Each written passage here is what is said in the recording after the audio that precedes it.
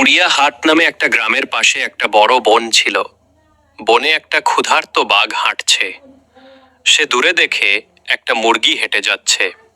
বাঘ ভাবে, আজ তো চিকেন বিরিয়ানি খাবো।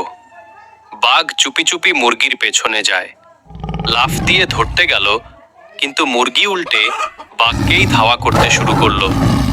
বাঘ ভয় পেয়ে দৌড়াতে থাকে। এটা কেমন মুরগি রে বাবা!